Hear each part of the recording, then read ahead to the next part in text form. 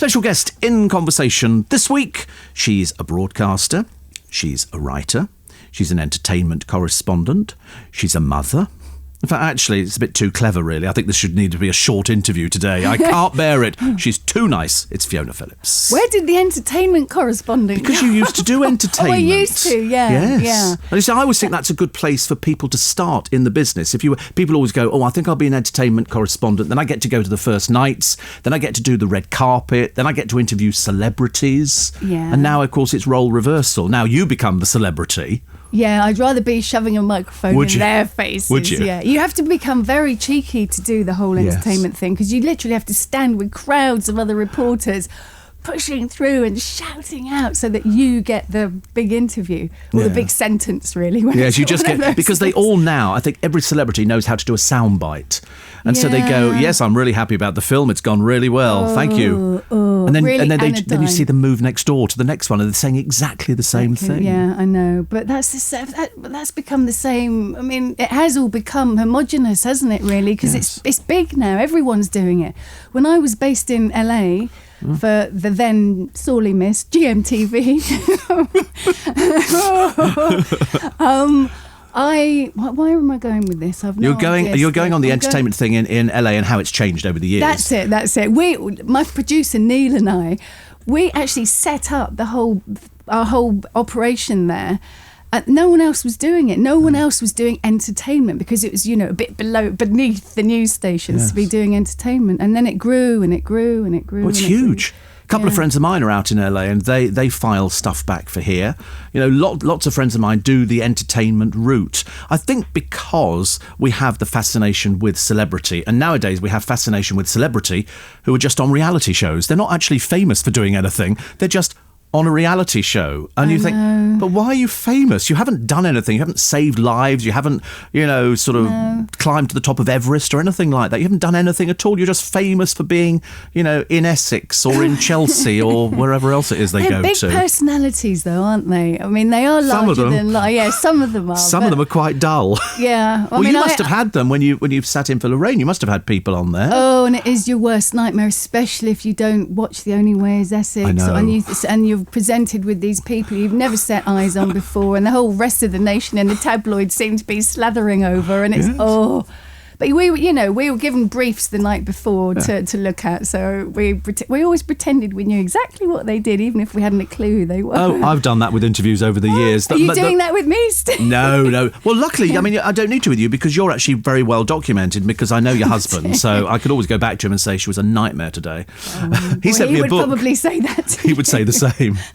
Because I said to you before, I've known him longer than you. You met him, I think, when you were over, was it in America? Yes, bless him. He came out to fill in for me when I was based in Los Angeles, and we had a dinner, and I'd never liked him before. This is Martin Frizell, I should point out. Martin used to be with LBC, with IRN as a reporter, years and years ago when we were back in Gough Square. Yeah, and then he went to TVAM, and then he turned up. He must have known I was there at GMTV. He stalked you. He stalked me all the way to Los Angeles. Yes. But I'd never liked him. I thought he was arrogant. Oh, he was. A bit dry. But he's shy. I since found out he is actually shy, but it comes across as being arrogant and a bit of an... Yes, I think the people. It's odd we're talking about her husband because, as I say, I have an image of him all those years ago, and she's thrown all his clothes out now. Luckily, short trousers and little t-shirts. He used to have this old Mac, and he would wear it, and he looked like something out of Drop the Dead Donkey. It was hilarious. He just fitted the profile, but he was very keen to say, I don't work for LBC, I work for IRN. I'm a reporter, and that's what he enjoyed doing. But you're right. I think people thought there was an arrogance there, but now he's producing This Morning. Yes, which launched very recently. God, yes. Yeah. Well, because Philip and Holly have come back and then they relaunched the programme. And all sorts of things. They do put people on there that drive me to distraction. I'm sure that he sits there going, right, there's an item in the paper today on this, let's put them on. And you turn on and you go, how are they talking to these people? They're so awful. Yeah, but that's what gets television figures. Yes, it does. People, it's that gulp factor sometimes, which is awful to say, isn't it? Yes. people do like to hear that other people's lives are either more miserable than theirs or more tragic than theirs or better than theirs. But we are fascinated. But that was how Big Brother started. When Big Brother started, they didn't understand about hidden cameras, so they behaved as normally as possible. Now they know exactly how to behave. They know what to do to get the coverage. They know how they're going to be edited. And they want to make sure that they're pushing themselves out there, because that can be the choice of going back, working behind the chip shop counter, doing sausage and batter, which nothing the matter with sausage and batter. Or failing that, you just go back to obscurity. Yeah. And you don't I'm make watching anything of Celebrity yourself. Big Brother at the moment, though. Are you? Well, my sons like it now. So how old are your sons? I'm saying this, my sons. I put it on first. How old are they? One's 16 and one's 13. So I've got two testosterone-laden teenagers hulking around the house, not helping out at all. Of course not. No. Well, we never did when we were that age. Well, I did. I was always dragged into the kitchen because I had two brothers, and I was furious.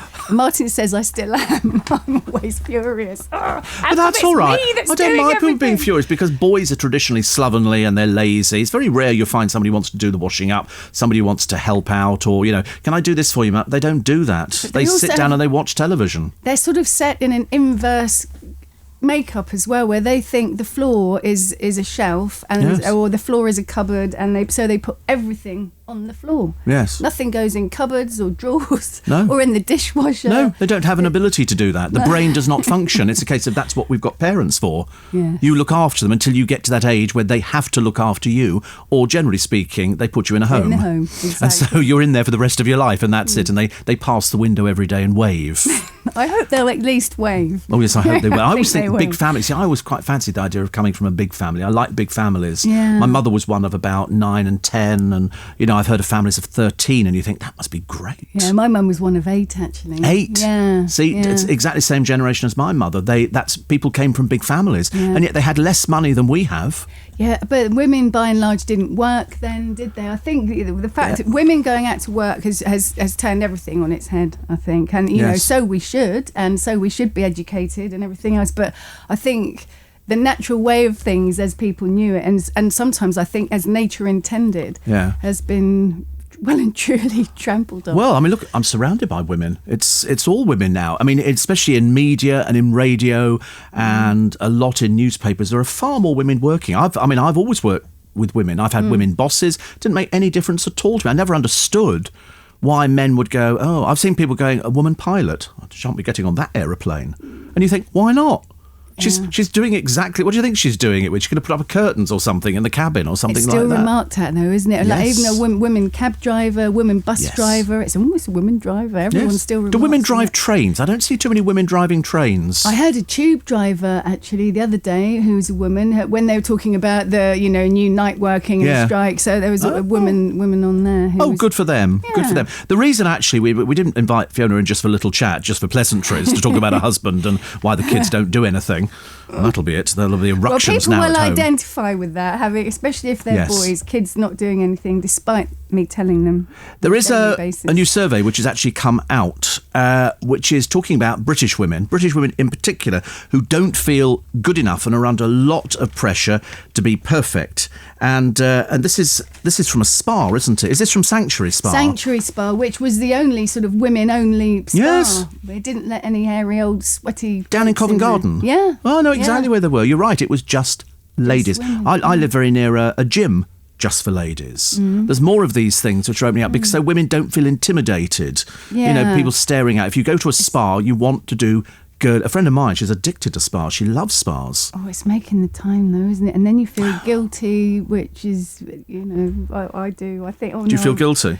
Yeah, I feel guilty about everything. Martin, my arrogant husband, he is lovely. I'm so sorry, He really Martin. is Martin, lovely. I promise you, he's really nice. I promise He you. is. He's shy and wonderful.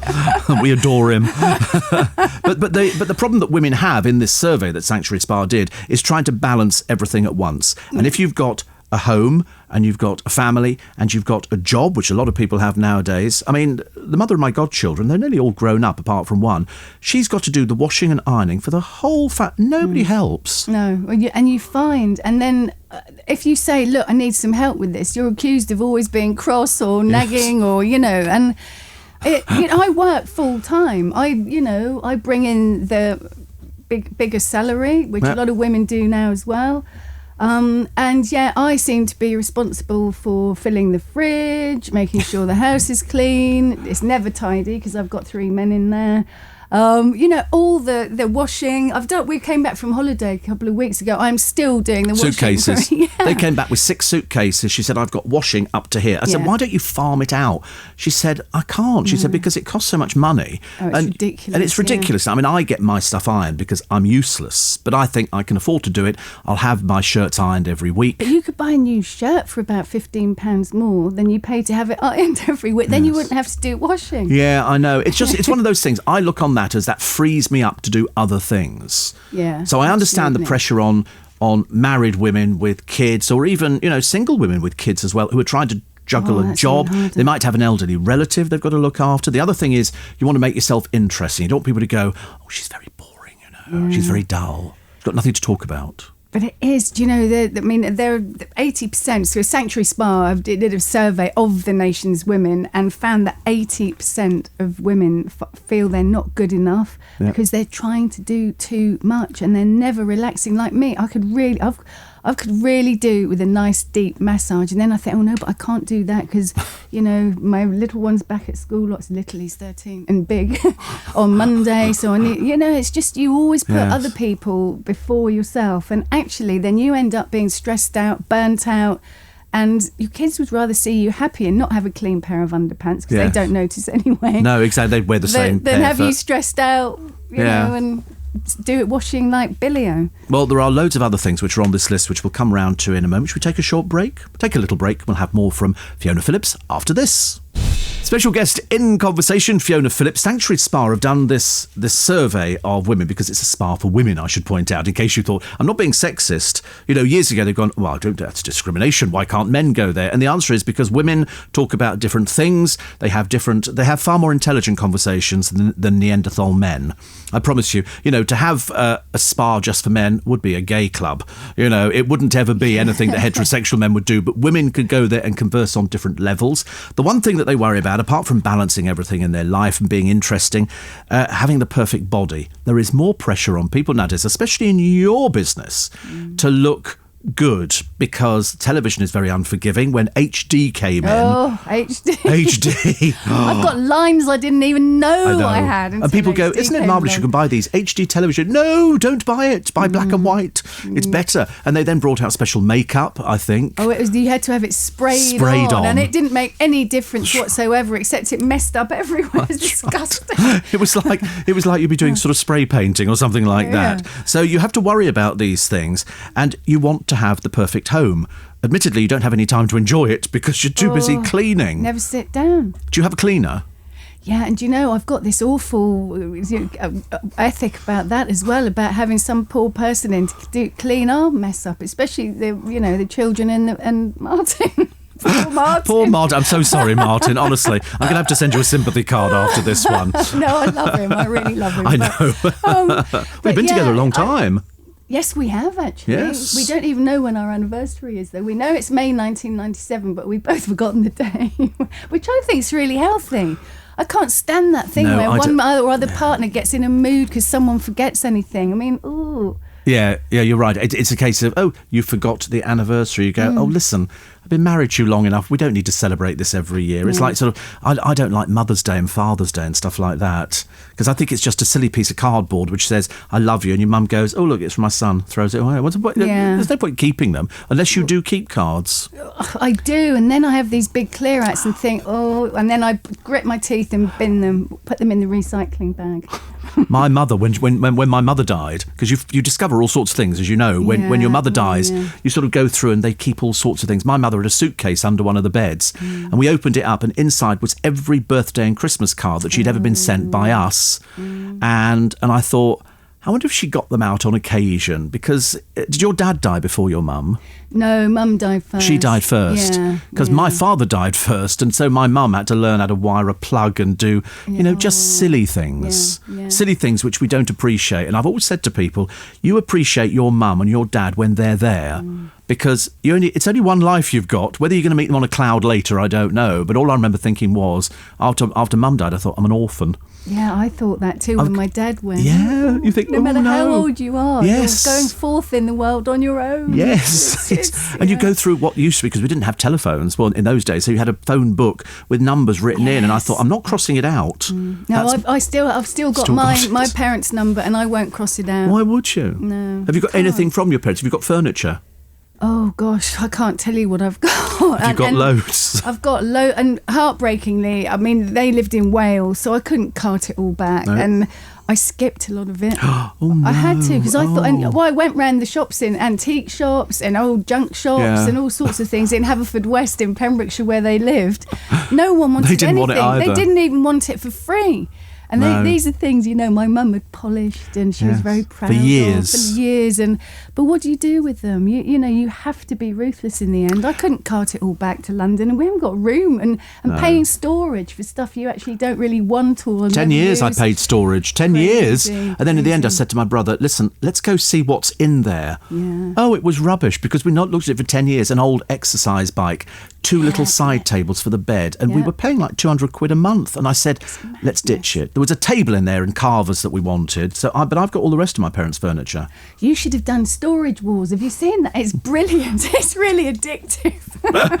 See, that's the sort of programme you'd be good at, because you're interested in things like that. Well, it's lovely seeing old people's junk, and then suddenly they open up all this stuff, and there's some valuable stuff in there. Yes. Oh, I keep hoping that my parents, because they always bought reasonable. Yeah. I thought, I wonder if any of it's really worth money. My brother's got an oil painting that we had. We keep thinking it's a Dutch old master. An oil? Very excited. Old canvas. Oh, it's lovely. It's a Dutch scene, and men with like pith helmets on, kind of thing. It's quite nice. But my parents didn't have any money. No, they mine didn't. But and you know what? I'm really glad mine didn't, because it taught me that I needed to work and be independent and get on with it. And my kids aren't like that. The little one's a bit different, but the eldest one is the laziest child I've ever come across. And this is a bit like being in the psychiatrist chair. We've not brought him up like that, Where did they get it from? Probably because they don't need anything. I mean, I'm starving him of money at the moment. I've taken his phone off him. Really? Yeah, they share a laptop, so I've taken his. I've said he's not allowed to use it. Do you know, the Phillips family, ladies and gentlemen, it's a book. Well, I'm like a ringmaster, only I'm not really doing it very well at the moment. But do your children appreciate what you do for a living? Do they appreciate, you being on television? Do they understand what Martin does? They couldn't care less. They're at that self-absorbed stage where we're just embarrassing, really. And yeah. And if the teachers from my eldest son's school phoned me up about his behaviour or his lack of application, yes.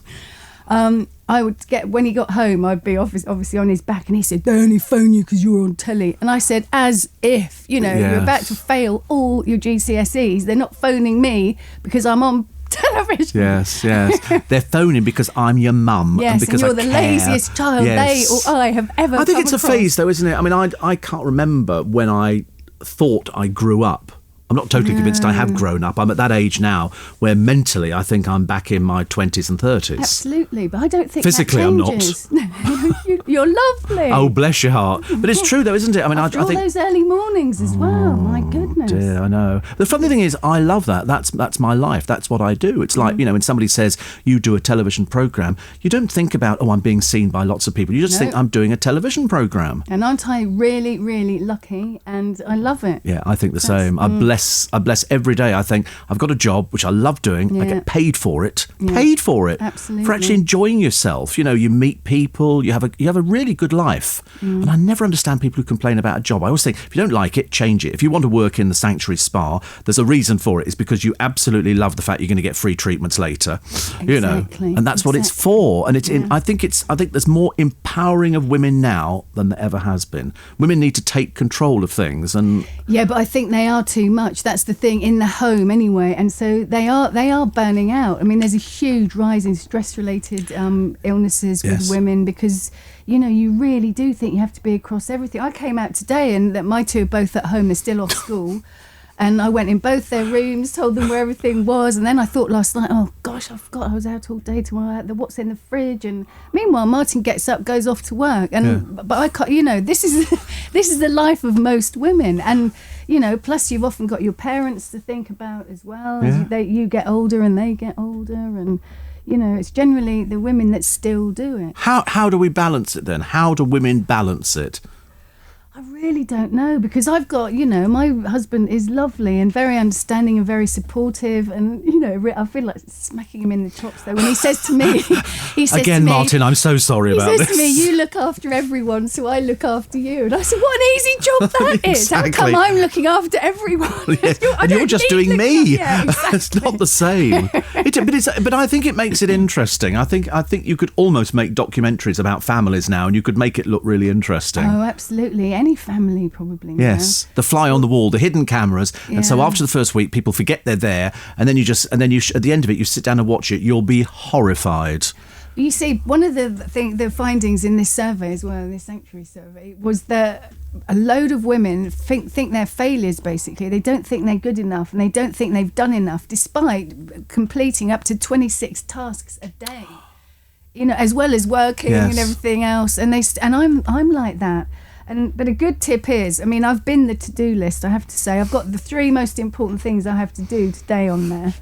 I didn't put you on because that was already in my head. Thanks. No, that was a bit above that was important. The easy bit. No, that was above important. Sitting down chatting is not difficult, is it? No, it's not. It really isn't. And it's lovely to see you. Thank you. But yeah, my to-do list now is just 3, because it could be, it's often 2 A4 bits long, and where do you start? And then that's stressful, and then it's ridiculous. And do you have to take your boys to things like, do they do football or karate? They're bigger now, so they take themselves, which is good. So that element's been freed up. Yeah. My parents passing away freed a lot of my time up, because I was... That's a very tough... I remember you were talking about that in the papers, and, talking about Alzheimer's and things like that. And, that's a thing that we all have to face as we get a bit older. I notice, probably in the way that you do, that some days you think you go to put your socks or whatever on you, and you make noises now, which you never made before. I never used to make... you forget where you've put your socks, which is what I'm more worried about. Oh, I can't remember people's birthdays. My mother was very organised. She had what they call a birthday book, and it had everybody's in. We have to go through it now, crossing out if they've died, because it's the family, and you can't remember. You have to check. Did so-and-so die? Yes, they died. When did they die? 5 years ago. Oh, Lord, cross them off. That's very organised of you, though. That's very impressive. Yeah, but I'm coming over as maybe a bit organised, but I'm not really. I got into trouble yesterday with a friend of mine. She said it was my birthday the other week. She said, "And you never even sent a text." I said, I'm really sorry. So I sent her one of those little smiley faces with a tear. Oh. And then I wrote out 3 birthday cards, and I put £20 in each one. Oh, that's lovely. Because I thought that's a nice surprise. You get three different envelopes, and then she can buy some flowers, and that exonerates me. Oh, that's really... But why should you feel that guilt is the other question. Because, I don't know. She made me feel guilty. And then she said, "No, you're really generous." And I said, "Yes, I am." And, but I don't mind doing that. I like doing things like that. I like surprise. I'm not very good at people doing surprises for me. No, I'm not. I like doing them for other people. I don't like being the centre of attention at all, which is bizarre for what, like the industry I work in, really. I didn't have a white wedding. I really couldn't. As a little girl, I used to say to my mum, "Don't think I'm going to be dressed in one of those horrible white dresses." Oh, right. Poor mum, she wanted a girly girl, and I was never the daughter. You were the tomboy. You were the tomboy. It's true, though, isn't it? That different people do different things, and yet you do a programme on television. I was always told that somebody said to me that we had a woman over from America, and she was to advise people in the business on, what to do. And she never saw me. She saw everybody else in the company, but I didn't. And I thought, have I done something wrong? And I said, just a matter of interest. I said, "You've not seen me?" She said, "No." She said, "Because you can talk about things, because you've done a lot of things. You've done life and death and depression, and you've done, not really depression, but you've done loads of things, so it gives you an opportunity to talk about things. And in the human interest programmes that you do on television, you can talk about these things. If somebody says, 'So what's it like losing a parent?' you can go, 'I can tell you everything about losing a parent. I know what you're going through. I know everything.'" Yeah, and my favourite thing, actually, is talking to normal people, many of whom life is a complete drudge. It's harder now for people to live a brilliant life. It's so hard, and I really appreciate that, because we were brought, my mum counted every penny, and I was brought up like that. But we still, as long as you've got love, I think that's all you need. And my parents gave me enormous amounts of love. No money ever. No, just love. Just love. I used to say to them, "Can we have presents like other children?" Yeah, my mother used presents. to say no. We didn't even have a garden swing. Oh no, my friend had a garden swing, but then you appreciate it more. Now that you see these gardens where they've got blooming tree houses, castles, I bet they hardly go in them. We had a flower bed. Yeah. 3 red hot pokers in it. That was the extent of our flowers. Oh, I remember red hot. Remember red hot pokers? And snapdragons. Oh, I love snapdragons. Remember Chinese lanterns? No. Oh, yes, Chinese lanterns. Chinese lanterns. Yeah. My mum had carrots, which she was very proud of. I think we'll have to leave it there. I don't really think we can go down that route. It's very interesting, Fiona. Same colour scheme. Same colour.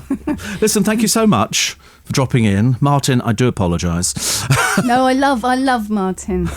So you should. We'll have to compare notes. Anyway, Fiona Phillips, thank you very much. Oh, it's been an absolute pleasure.